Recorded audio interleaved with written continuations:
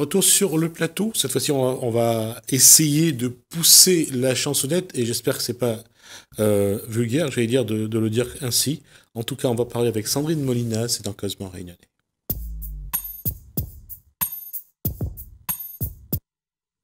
Parfois, le hasard fait bien les choses. Bonsoir, Sandrine Molina. Bonsoir Gismi. Alors, la rencontre s'est faite sur Facebook, une rivière d'eau claire. C'est quel est votre métier aujourd'hui?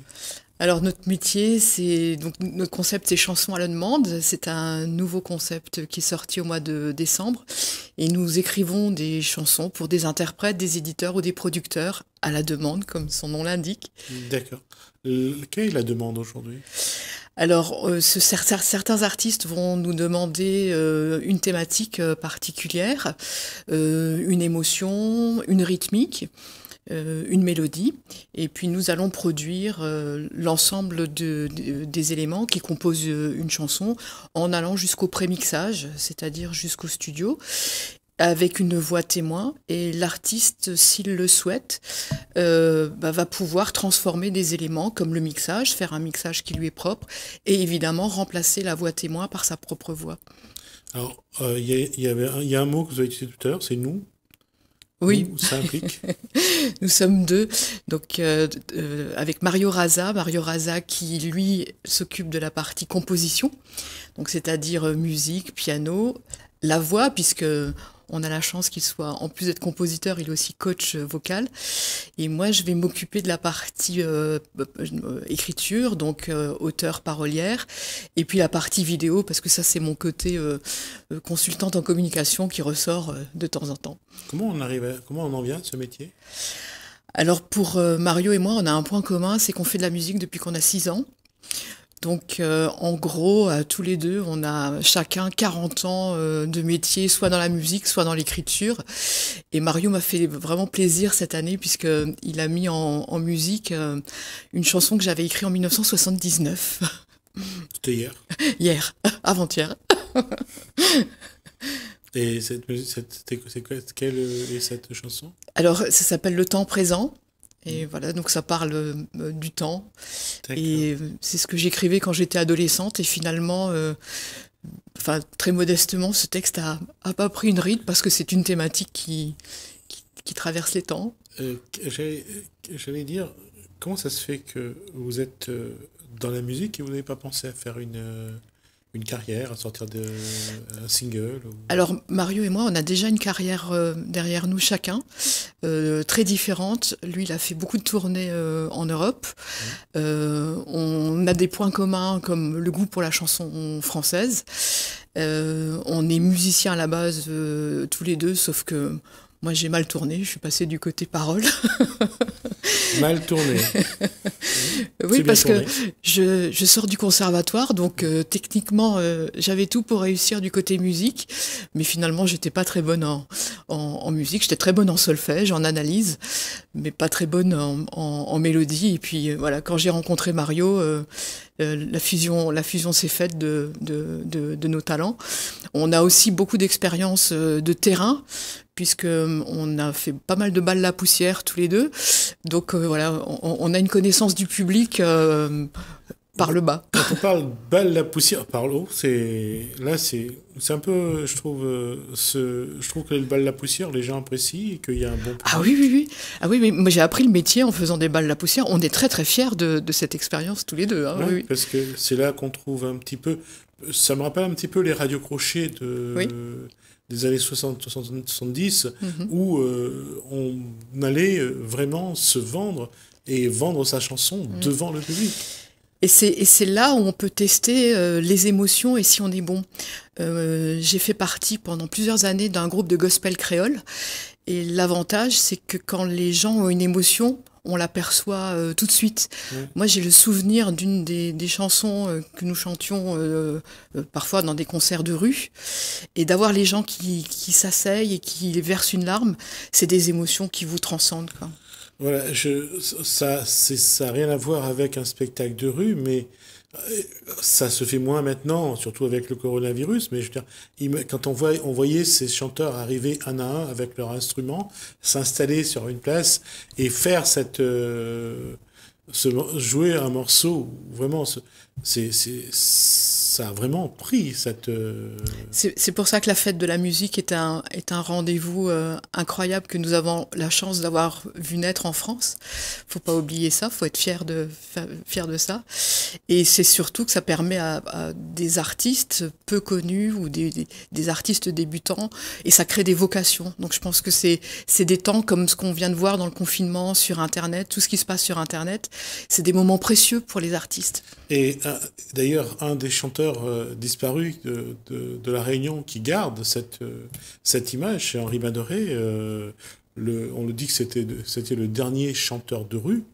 Et même si, parfois, quand on écoute son ABCD ou son lutte tentant, c'est un petit peu brut de décoffrage, mais ça, c'est de la musique qui s'apprécie parce que il n'y a pas trop non plus c'est pas trop emballé, quoi. Après tout, quand on fait de la musique, c'est pour les gens, c'est pour les autres, c'est pour laisser une émotion, laisser une trace. Et finalement, que ce soit dans la rue ou dans un studio, l'essentiel, c'est ce qu'on fait. Alors, l'essentiel est ce qu'on fait. Et je reviens à ça, c'est au Radio Crochet, à tout ce qui permettait à la musique d'être authentique aussi. Et ça, quelque part, les orchestres en cuivre, on le voit aujourd'hui, à La Réunion, on essaye de sauver j'allais dire, cette façon de faire de la musique. Oui, je pense qu'aujourd'hui, on voit une mixité dans la musique, c'est-à-dire qu'on a des instruments traditionnels et on a une musique numérique qui aujourd'hui fonctionne, enfin les deux fonctionnent très bien. Moi, je suis par exemple fan de certains groupes où finalement ces mélanges-là, le son, la qualité du son aujourd'hui qu'on est capable de produire, fait que la technologie vient au service finalement de l'émotion, et c'est là où elle est intéressante. Et par exemple, cette chanson de Kayambé qui a fait connaître Kayambé, Cascavel, il y a quand même, on voit quand même derrière ça, il y a une authenticité, mais en même temps, il y a un savoir-faire. Kayambé a su chanter cette chanson. Oui. L'avantage, enfin, le Graal pour un artiste, c'est quand, vous parlez de Cascavel, elle est reprise sur toutes les lèvres, et finalement, on aspire tous à ça, c'est être chanté par les autres, et d'autant plus que nous avons déjà fait une carrière tous les deux, et aujourd'hui, nous sommes vraiment dans une démarche de générosité, et d'aller vers l'autre, puisque on fait du sur-mesure, donc écrire un texte pour quelqu'un d'autre, c'est comprendre qui il est, ce qu'il veut dire, sur quel rythme il veut le dire, comment il veut le dire. C'est épouser une idée et puis la donner à quelqu'un qui va la porter à votre place. Et finalement, c'est très, très, très gratifiant d'être derrière. C'est ce que disait, entre autres, Jean-Jacques Goldman, lorsque son fils a créé l'album Génération Goldman. Oui. Il disait que lorsque cette chanson est faite et que les autres se l'approprient et le chantent, on sait que voilà, cette chanson marche aussi. Faut pas oublier aujourd'hui que le fils Goldman est un très bon producteur et il sait ce qu'il fait. Oui, de toute façon, son album a très bien marché. D'ailleurs, il en a fait un deuxième, je crois. Et puis un autre aussi on voit que la musique, parfois, ça tient pas à grand-chose. Patrick Bruel avait fait Rendez-vous dans 10 ans. C'était pour un anniversaire. Et finalement,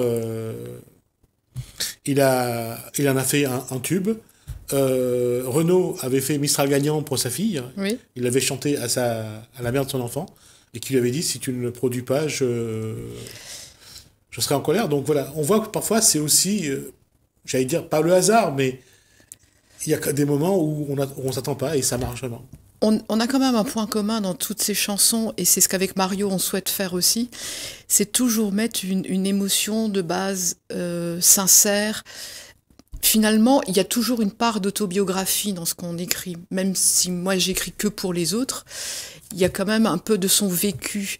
Et je dirais, écrire pour les autres, c'est plus facile quand on a un certain âge et qu'on a déjà pu vivre des éléments de la vie qui fait qu'on va retransmettre ça un peu autrement, avec peut-être un peu plus de recul d'ailleurs. Est-ce que c'était le cas avec Une rivière d'eau claire?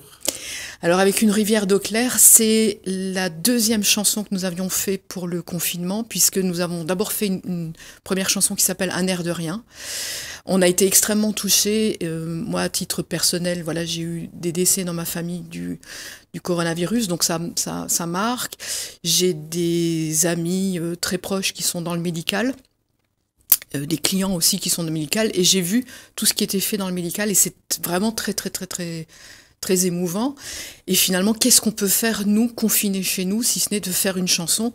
Et évidemment, cette chanson, on l'a fait à distance avec Mario, Une rivière d'eau claire.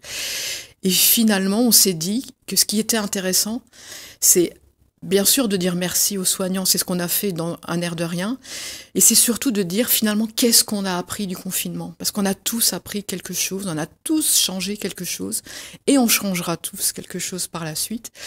Et finalement, Une rivière d'eau claire, c'est dire que nous sommes dans la joie finalement. Alors, je vous propose, on va l'écouter. On va pas tout écouter, mais on va écouter un bout parce qu'on rediffusera après. On diffusera après, soit entre deux invités ou à un moment ou un autre. Donc, alors, je vous propose d'écouter donc Une rivière d'eau claire.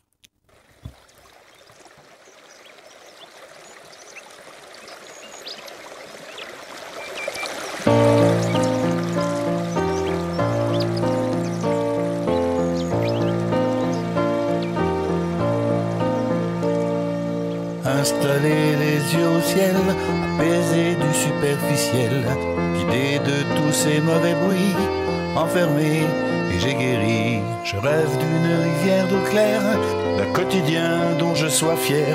Chacun mesurera sa chance, nous fêterons la différence. Délesté de tous nos robots, l'amour est là comme un cadeau. Attentif au monde des signes, j'ai redécouvert mes racines. Je rêve d'un fleuve sans écluse, un quotidien sans excuse. Je veux vivre ma nouvelle chance, plus jamais sous influence.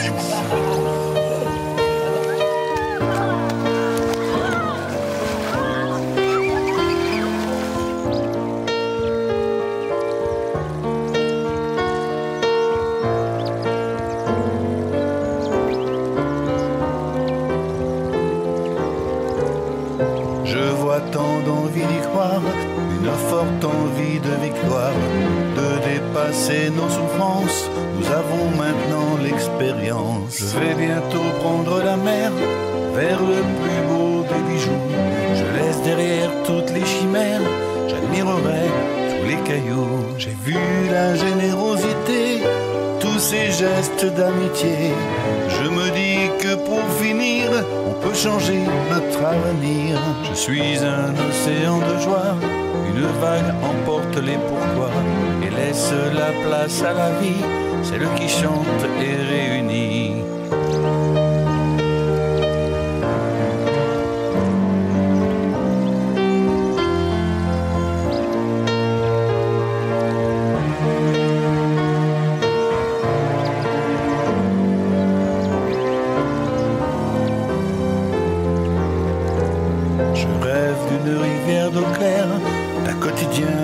Je sois fier, chacun mesurera sa chance, nous fêterons la différence. Je rêve d'un fleuve sans écluse, d'un quotidien sans excuse.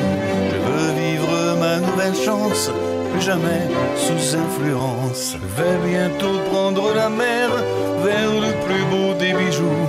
Je laisse derrière toutes les chimères, j'admirerai tous les cailloux. Je suis un océan de joie. En écoutant ça, je me disais que quelque part, l'auteur, celui qui chante en tout cas, celui qui a écrit le texte aussi, qu'est-ce qui... C'est pas quel message, mais on a l'impression que c'est vraiment un public très grand, très large. On a tous été touchés par le confinement, donc finalement, on est tous acteurs du changement de ce que sera notre vie de demain. Et l'image de l'eau claire, c'est vraiment que cette vision de demain soit beaucoup plus... À La Réunion, l'eau est présente partout, que ce soit l'océan, la mer, la rivière, les fleuves. Je veux dire, cette eau qui coule, elle est importante dans nos vies. Nous-mêmes, notre corps est fait d'eau, donc nous sommes de l'eau. Et finalement, quand l'eau est claire, c'est la symbolique de quelque chose de positif, de quelque chose qui ira mieux demain. De rassurant. Très, très, très rassurant. Aujourd'hui, quand on est dans cette démarche-là d'écrire des chansons pour les autres, d'abord, est-ce que vous en écrivez pour les artistes locaux ou... Alors oui, j'ai eu la chance d'être contactée par Daniel O'Haraud, le conteur, qui est aussi chansonnier. Et j'ai eu l'occasion d'écrire plusieurs chansons pour lui, dont une que j'aime vraiment beaucoup, qui s'appelle De l'absence, qui raconte l'histoire d'un frère absent. Et il lui chante une bouteille à la mer, c'est ce que dit la chanson. Mais en fait, nous ne sommes pas très connus à La Réunion. Nous travaillons pour plusieurs artistes aux États-Unis, ce qui est drôle. Et finalement, votre émission va peut-être permettre de dire aux gens, on est réunionnais, on est à La Réunion, et on aimerait bien travailler pour des Réunionnais. Juste ce qui amène cette question, en fait, c'est que c'est plus facile de travailler avec des gens extérieurs qu'à l'intérieur.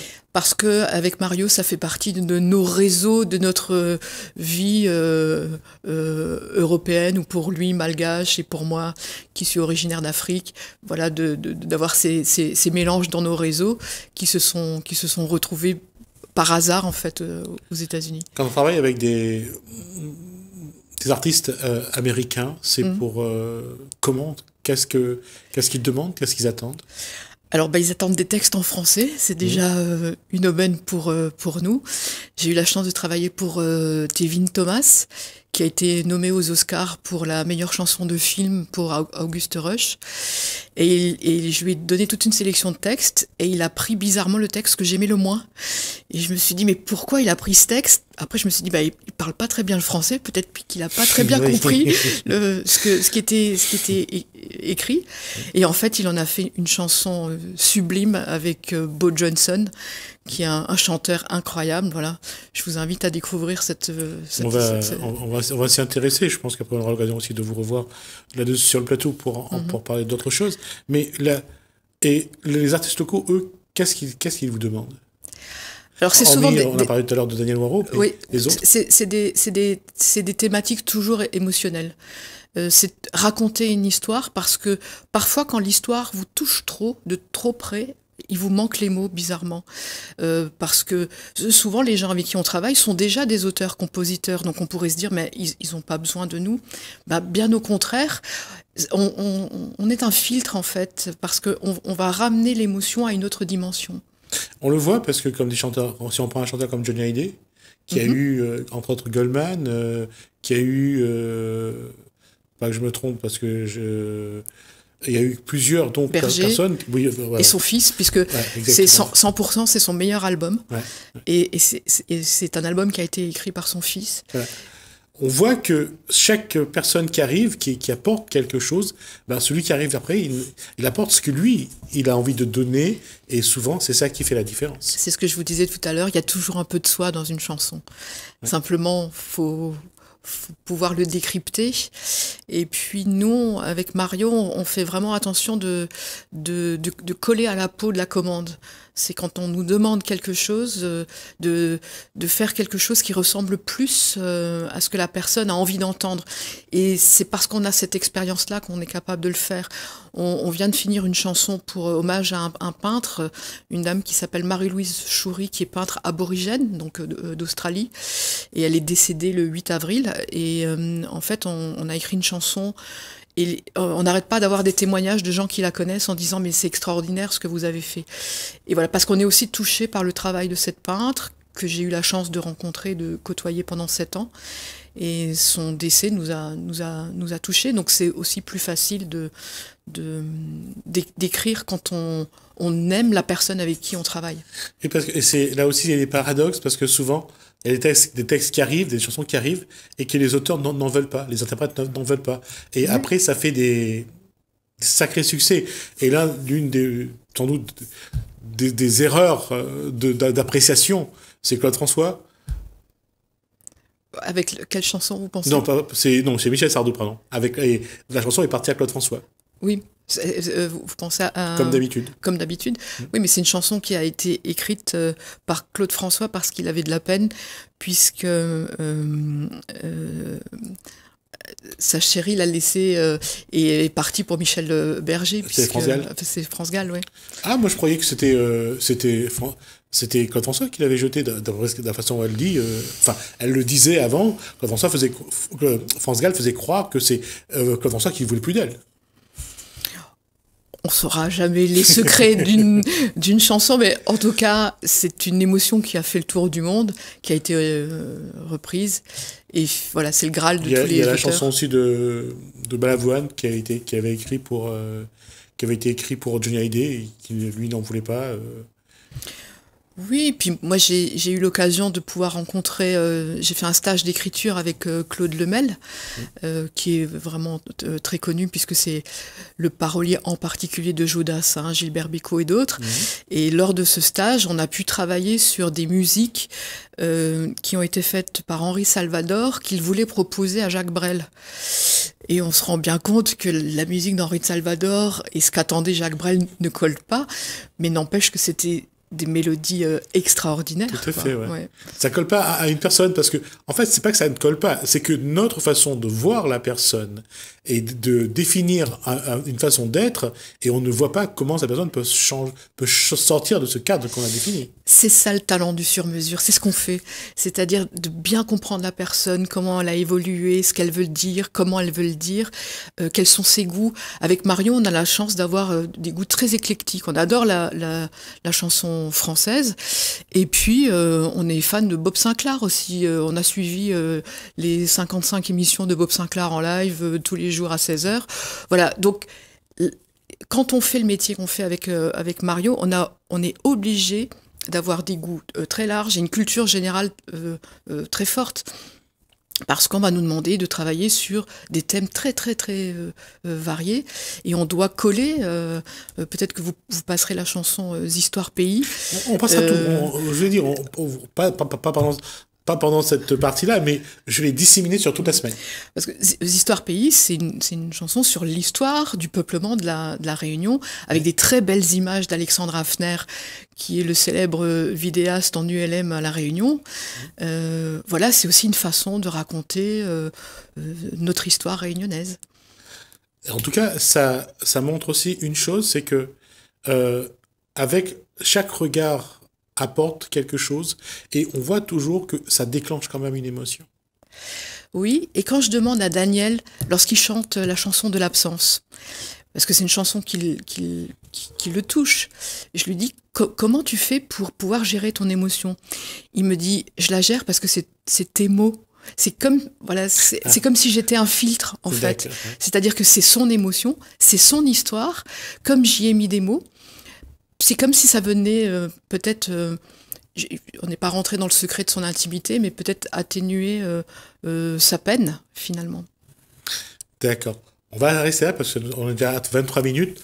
En tout cas, vous, les téléspectateurs, auront l'occasion de voir tout au long de la semaine ces différents morceaux qu'on va passer.